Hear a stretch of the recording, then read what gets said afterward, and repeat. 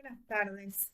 Voy a intervenir en el 10º Foro Internacional de Estudios del Lenguaje, Humanidades y Ciencias Sociales, el Congreso Académico de la Red Internacional de Investigadores de Lengua, Literatura y Educación, a llevarse a cabo entre el 29 de septiembre al 1 de octubre de 2022.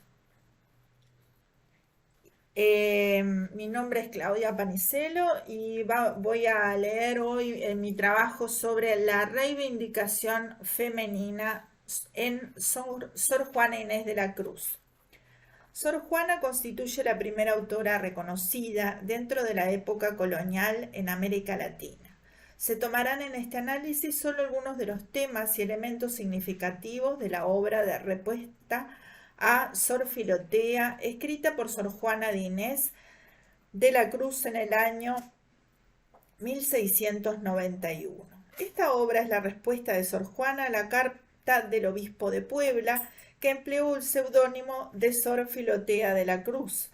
Este obispo había publicado la carta antenagórica contra el sermón de Antonio Viera sobre las finezas de Cristo, escrita por Sor Juana.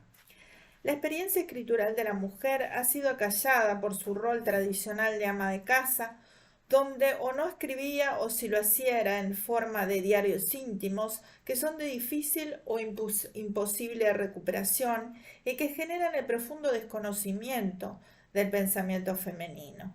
En este sentido, Margarita Russotto, que investiga sobre los orígenes del discurso de la mujer latinoamericana, en su libro Discursos sumergidos, pequeña historia de los discursos femeninos en América Latina, el momento germinal, se refiere a las primeras luchas y conquistas de la mujer latinoamericana para lograr la emancipación que le brinde espacios para su expresión.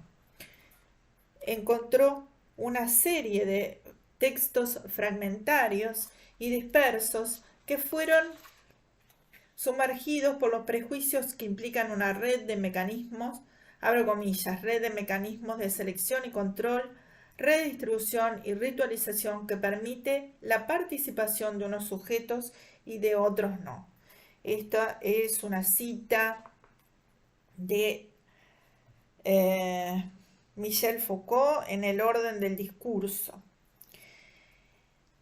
Tanto la mujer indígena como la blanca dentro de la colonia se encontraba sumergida bajo un firme dominio civil y eclesiástico que, según Tomás Báez Díaz, era el ser más desfavorecido de la misma. El único lugar en la mujer accedía al saber era dentro del ámbito de los conventos, donde era parcializado, controlado y codificado por las autoridades eclesiásticas. Dice Russotto, confinadas al testimonio o al desvarío místico, lo que les permitía sublimar contenidos intolerables para las autoridades eclesiásticas, que eran las pulsiones eróticas y sexuales. También las monjas primeras y exaltadas escritoras de nuestra vida colonial eran marginadas del poder interpretativo y carecían de autoridad y de identidad discursiva. Cierro comillas de lo que dice Russotto. Bien. Russotto dice que la obra que es objeto del presente estudio constituye un clásico del pensamiento feminista latinoamericano. En ella se contesta no solo al obispo de Puebla, sino también a todos los que en ella entonces participaron. En respuesta de la poetisa a la muy ilustre Sor Filotea de la Cruz, se encuentra, según Josefina Ludmer, tres textos que serían lo que escribe el obispo, lo que corresponde a su autobiografía intelectual y la alusión a la sentencia de Pablo. Abro comillas, callen las mujeres en la iglesia, cierro comillas. Ludmer, en Las tretas del débil, analiza lo que le escribe al obispo como, abro comillas, la aceptación plena del lugar del subalterno asignado socialmente y el intento de callar, no decir, no saber, cierro comillas. Además señala que, abro comillas, la escritura de Sor Juana es una vasta máquina transformadora que trabaja con pocos elementos. En esta carta la matriz tiene solo tres, dos verbos y la negación, saber, decir, no. Cierro comillas. Esta aceptación de la subalternidad, entonces, se encuentra ligada a los verbos que utiliza y al adverbio de negación, y jugando con ellos los hace cambiar de manera que permite asociar este discurso a, abro comillas, máquina transformadora, cierro comillas. El hecho de saber, abro comillas, saber responder a vuestra doctísima, discretísima, santísima y amorosísima carta, cierro comillas, nótese el empleo exagerado y barroco de los superlativos. En el ejemplo de Santo Tomás y Alberto Magno, su maestro, abro comillas, nada sabía decir digno de Alberto, con cuánta mayor razón callaría, no como el santo de humildad, sino que en la realidad es no saber algo digno de vos. El segundo imposible es saber agradeceros tan excesivo como no esperado favor de dar a las prensas mis borrones. Cierro comillas. El tono, el lugar en que se coloca ante el otro es de subalternidad, de inferioridad y de dependencia, donde se considera que quien habla lo hace ante un superior y reconociendo implícitamente su poder. Este obispo que publicó la carta antenagórica tuvo que hacerlo bajo el consentimiento de Sor Juana. Sin embargo, ella llama a su obra, abro comillas, borrones, cierro comillas, como si fuera una obra deficiente e inacabada. Es importante considerar aquí la enorme dificultad de publicar en aquella época siendo mujer y considerar que la imprenta era algo relativamente recién llegado a Nueva España. En este sentido existió una heterogeneidad de la realidad latinoamericana, tomando como punto de partida las fechas tan distantes en las que arribó la imprenta a las diferentes colonias. Mientras que en México llegó en 1535,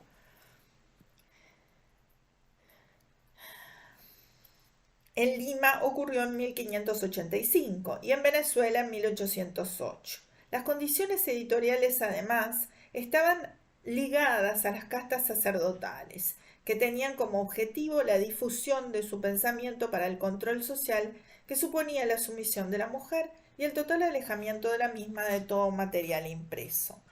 Dice Rusotto, abro cita, los libros eran editados en la península ibérica, llegaban a través del contrabando y eran considerados objetos profanos que violaban las leyes expresas de censura y prohibición contra los designios de la autoridad religiosa que solamente permitía la lectura de libros sagrados y doctrinarios. Cierro comillas de Rusotto.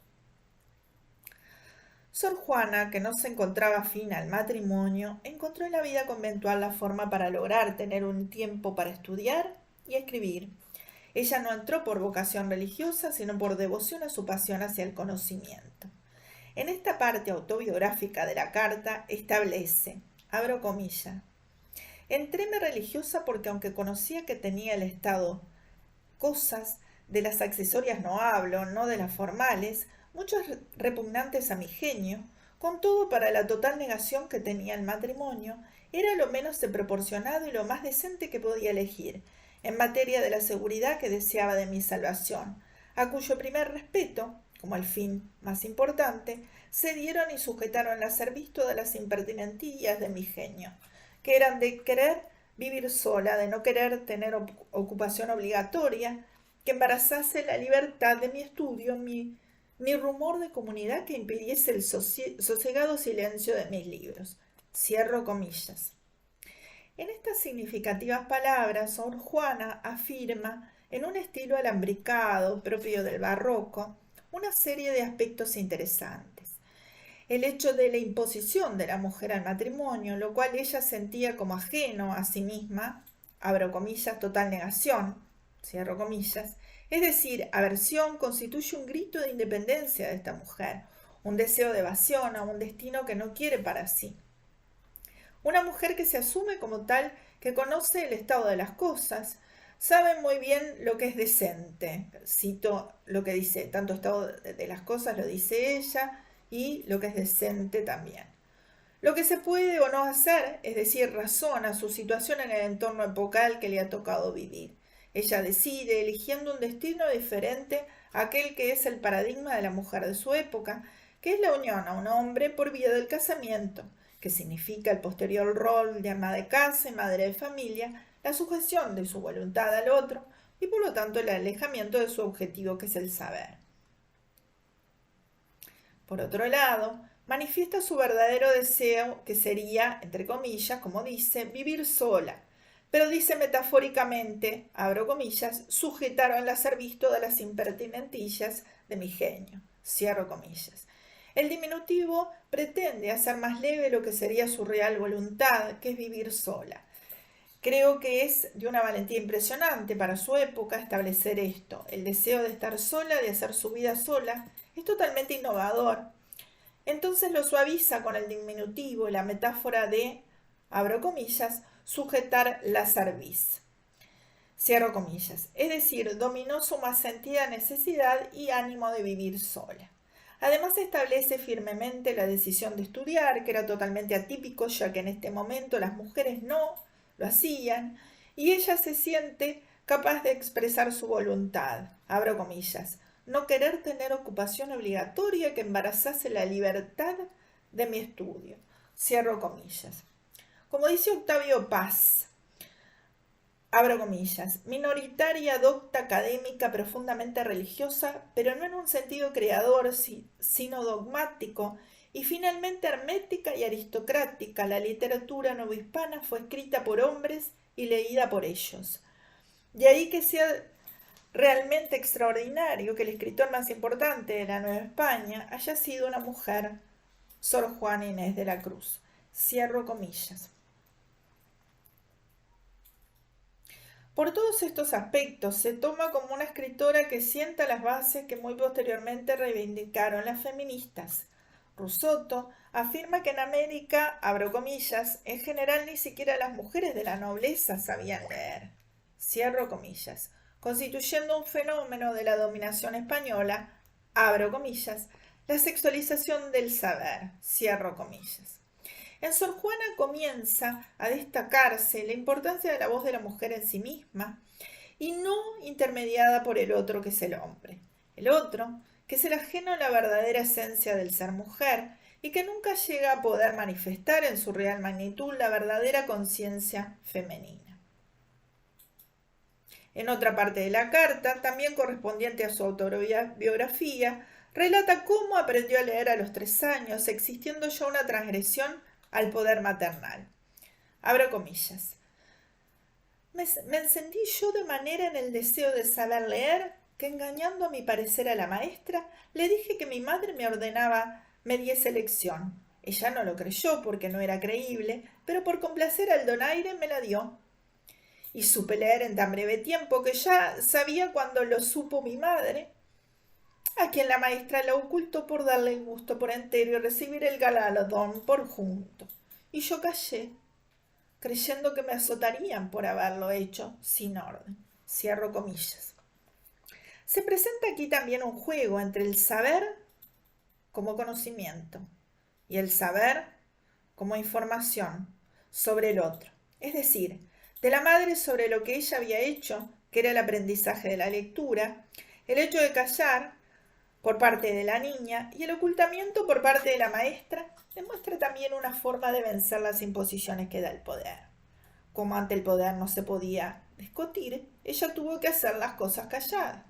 Ya se presentó una resistencia a ese poder, pero luego como forma de defensa tuvo que permanecer callada. En este pasaje señala a Ludmer relacionado al poder que tiene ante ella el obispo en esa actualidad, con el poder maternal en su niñez. Abro comillas. Su primer encuentro con lo escrito se condensa la biografía en un no decir que sabe. La autoridad materna y el superior se ligan así estrechamente, en esos a quienes no se dice. El silencio constituye su espacio de resistencia ante el poder de los otros. Cierro comillas de Ludmer. La tercera autoridad que se presenta en la carta es el Santo Oficio, abro comillas. Si el crimen está en la carta atenagórica, fue aquella más que referir sencillamente mi sentir en todas las veñas que debo a a nuestra Santa Madre Iglesia? Pues si ella con su santísima autoridad no me lo prohíbe, ¿por qué me lo han de prohibir otros? Cierro comillas. Ante las tres autoridades ella se ha revelado, transgrediendo pues los límites, pero manejando las situaciones de forma tan inteligente que logra superar los obstáculos impuestos. Por eso dice que ella no sabe y se llama ignorante, abro comillas. He estudiado muchas cosas y nada sé. Y yo la primera que soy una ignorante, cierro comillas. Pues se está relacionando al tópico de falsa modestia y también a lo que consiste en esta manipulación del otro que es poderoso para poder superarlo. Es lo que Dudmer denomina las tretas del débil. Abro comillas. No decir, pero saber, o decir que no se sabe y saber, o decir lo contrario de lo que sabe, separando así el campo del decir, la ley del otro, del campo del saber. Mi ley combina, como todas las tácticas de resistencia, sumisión y aceptación del lugar asignado por el otro, con antagonismo y enfrentamiento, retiro de colaboración. Cierro comillas, de Ludmer. Es novedoso en esta carta el modo de tratar directamente el tema de la mujer y las imposiciones que sobre ella se ejercitan, y además tener la valentía de entrar en el tema de las diferentes atribuciones que se les concede a las personas en relación al género. Abro comillas, que no solo a las mujeres que por tan ineptas están tenidas, sino a los hombres que son solo serlos piensan que son sabios. Se había de prohibir la interpretación de las sagradas letras en no siendo muy doctos y virtuosos, de ingenios dóciles y bien inclinados, porque de lo contrario creo yo que han salido tan sectarios y que ha sido la raíz de tantas herejías. Cierro comillas. Manifiesta su disconformidad en relación a la asignación de distintas formas de conocer, asimiladas al género, señalando que los hombres no son sabios por el mero hecho de pertenecer al género masculino, resaltando el error de las normas asignadas por las reglas eclesiásticas. Señala en la carta que en una oportunidad que le impidieron estudiar, se dedicó a ver la realidad y aprender de ella, y eso le sirvió para sacar más conclusiones de los pequeños aconteceres cotidianos y reflexiona. Abro comillas. Pero señora, ¿qué podemos saber las mujeres sino filosofías de cocina? Si Aristóteles hubiera guisado, mucho más hubiera escrito. Cierro comillas. Por una parte, se reconoce como mujer y establece que son filosofías de cocina sus conocimientos, pero, por otro lado, está señalando que uno de los mejores filósofos de la antigüedad hubiera sabido más si hubiera realizado las tareas domésticas propias del género femenino. Como conclusión, quisiera destacar la trascendental importancia de la obra de Sor Juana como punto de partida de la voz femenina de América Latina. El derecho a la expresión, el punto de vista verdaderamente femenino, nace con lo que ha sido llamado la 10ª musa de América. Muchas gracias.